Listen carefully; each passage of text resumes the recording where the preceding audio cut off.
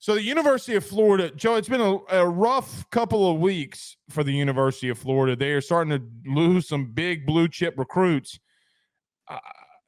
Look, man, I think Florida is just a place that you can win. Urban Meyer, Steve Spurrier, hell, even Dan Mullen and cousin Eddie.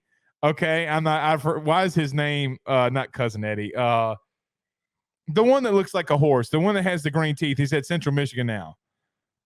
Oh, Jim McElwain. Yeah, Jim McElwain. Okay, Jim McElwain got to won a couple of SEC East titles at Florida. Now I don't think he could do that now and obviously there's not divisions. You can win at Florida, Joe. Just to throw this out here, I don't know. I don't think Billy can hold on. I think this is Billy's last year. He's losing too many recruits. There's a lot of people chirping to DJ Lagway that he should flip and try to go somewhere else. Man, this ship is burning for Billy Napier right now. Now, could he pull an Eli Drinkwitz? Could he just completely go stupid, wins 8, 9, 10 games? I don't think he can, Joe. That schedule next year is brutal. I think look, I think Billy's a good guy. I think Billy gives you everything he's got.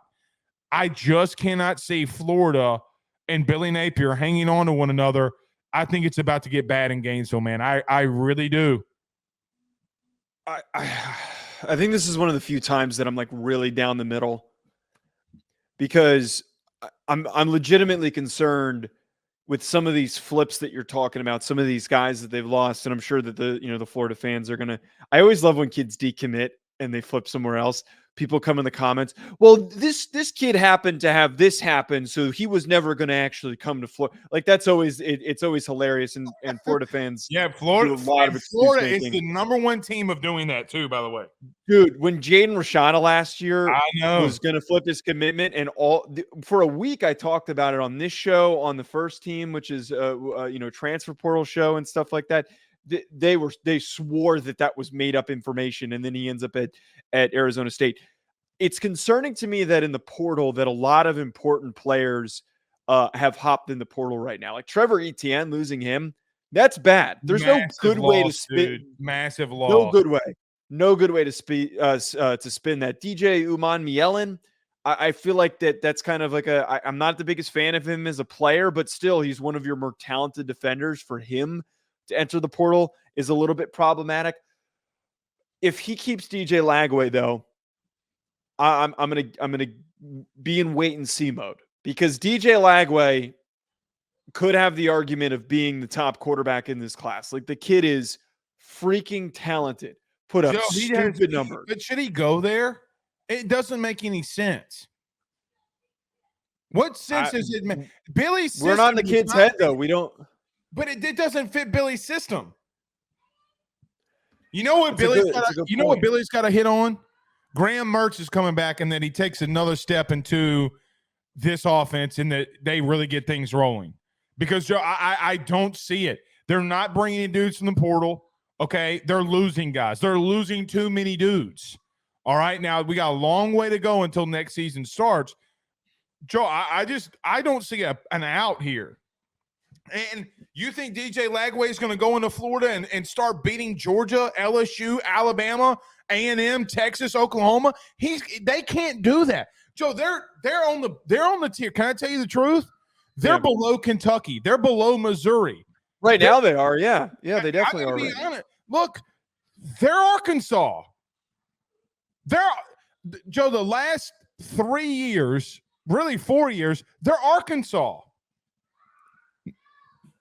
I don't disagree with that. I mean, their performance has been pitiful on the field, and it's going to still take them a couple of years before they can be back in that position of being one of the top teams in the SEC. And you add Texas and Oklahoma into the mix, and it makes it even freaking harder. They're not asking him to be that right now.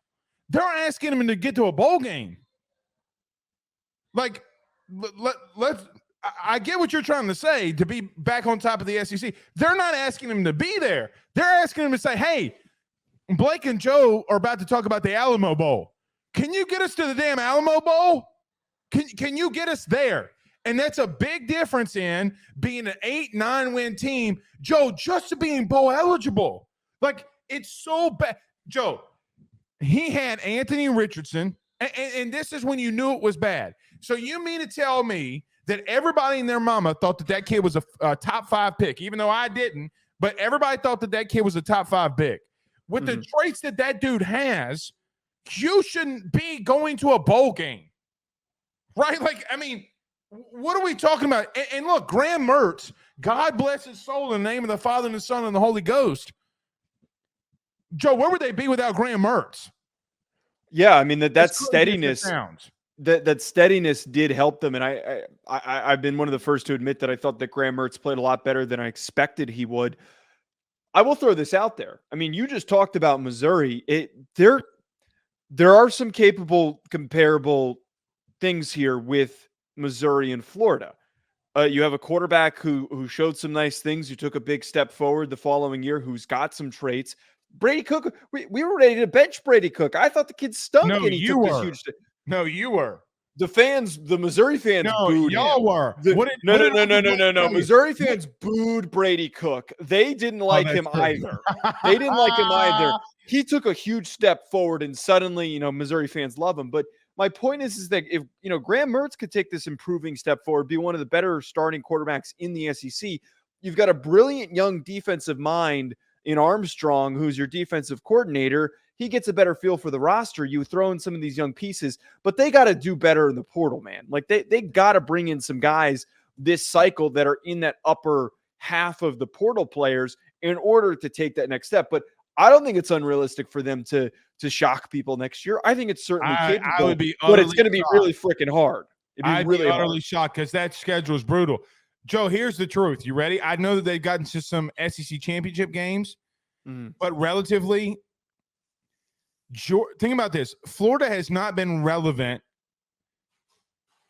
in a national championship type of hype since Reggie Bush was winning Heisman trophies. Yeah. What? Tim Tebow was how long ago? Early 2000s. I don't know what year was off the top of my head. Mid to late 2000s. I mean, Joe, we're talking about a decade plus of them getting to national title pictures. That can't happen at Florida, man. And they should have never fired Mullen. They should have never fired Dan Mullen. So my good friend David Waters at Gators Breakdown was actually the reason he got fired, because he asked Mullen about recruiting. Okay. All right. Well, it sounds good, but Billy's not doing you any justice here. He's just not. They're not hiring dudes that can win at Florida. To be the best, you got to go pay for the best. I mean, that you just do. And then you talk about Missouri just a minute ago. Did you see that Marcus Carroll just committed to Missouri, the running back from Georgia State? Dude. Yeah. Drink's on one right now. So again, you're talking about Florida in this. I don't know where they are in the pecking order. Joe, they're close to Arkansas. How about this? Right now, Florida is closer to Vanderbilt than they are Missouri. I won't go that far. They've been bad, but Vanderbilt is wait. Florida's brought in way better recruits. Hold on now. They are closer to having 3 wins. Excuse me. Because they went 5-7. They are closer from a record standpoint of being Vandy than they are to getting a 10-win regular season. Tell me I'm wrong. Statistically, that's not like an incorrect statement, but we know that the quality of play on the field is different than it is for Vanderbilt to Florida. It's very different. I don't agree with that statement. Statistically, it's not wrong. They at least have like the pieces to get to where Missouri is. Don't. Your best offensive piece just hit the portal. The other one's going into the draft. Ricky Pearsall's gone, brother. Like, who? Okay, they got the Johnson kid out wide. Name the other dudes that they have. They're losing Johnson? So many. Who? Their running back. Their other running back. Montrell's gone, right? Is he? Montrell's been in college football since the Reagan administration. Let me see if I can find this. I mean, even if you're look, there's a lot of work that needs to be was done. their best offensive piece. So was Ricky Pearsall. They're out the door. So again, they're not adding now at the current moment on December 11th.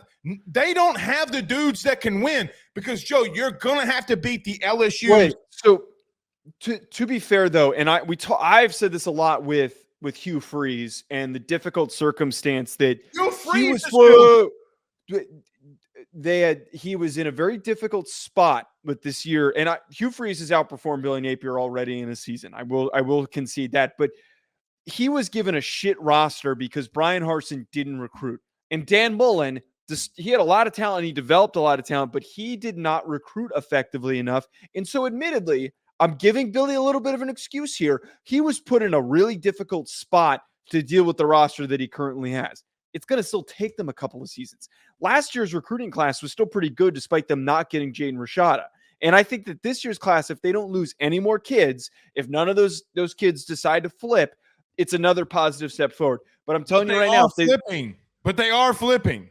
If they lose any more if they do lose any more 5 stars, then yes, we can hit the panic button. But realistically, you're not going to keep in the modern era of NIL, you're not going to keep every single kid committed. You're just not when you have a bad team. No, but you should be able to keep majority of them. And like LJ McCray, good luck.